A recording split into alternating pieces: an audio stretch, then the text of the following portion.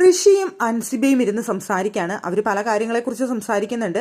അതിനിടയിൽ അവർ പറയുന്ന ഒരു കാര്യം എന്ന് പറയുന്നത്, ഋഷിയാണ് പറയുന്നത്, ഈ വീട്ടിൽ വിശ്വസിക്കാവുന്ന ഒരാളെന്ന് പറയുന്നത് ജാൻമണി മാത്രമേ ഉള്ളൂ എന്നാണ് ഋഷിയുടെ അഭിപ്രായം.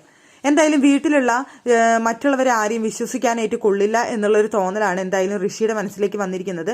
അൻസിബ കഴിഞ്ഞാൽ ഈ വീട്ടിൽ ഏറ്റവും വിശ്വസിക്കാവുന്ന ഒരു വ്യക്തി അവിടെ നമ്മുടെ ജാൻമണി മാത്രമുള്ളൂ എന്നാണ് ഋഷി ഇപ്പോൾ പറഞ്ഞിരിക്കുന്നത്.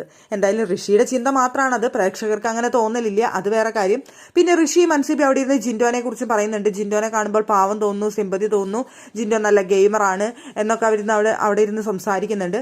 പിന്നെ ജാൻമണിക്ക് ട്രസ്റ്റ് ഇഷ്യൂ ഉണ്ട് എന്നൊരു കാര്യം പറയുന്നുണ്ട്. ജാൻമണിക്ക് ഒരുപാട് ട്രസ്റ്റ് ഇഷ്യൂ വന്നിട്ടുണ്ട്, അത് കുറെ അനുഭവിച്ചത് കൊണ്ടായിരിക്കാം എന്നാണ് പറയുന്നത്. ഈ വീട്ടിൽ നിന്ന് കുറെ അനുഭവിച്ചു ജാൻമണി, അതുകൊണ്ടായിരിക്കണം ആ ട്രസ്റ്റ് ഇഷ്യൂ വന്നത്. അതുകൊണ്ടാണ് ഇപ്പൊ നമ്മളെ പോലും ഇടയ്ക്കിടയ്ക്ക് വിശ്വാസമില്ലായ്മയും നമ്മുടെ അടുത്ത് പിണങ്ങുന്നതും ദേഷ്യപ്പെടുന്നതും ഒക്കെ അതുകൊണ്ട് മാത്രമാണെന്നാണ് അവർ രണ്ടുപേരും പറയുന്നത് ഇരുന്നിട്ട്.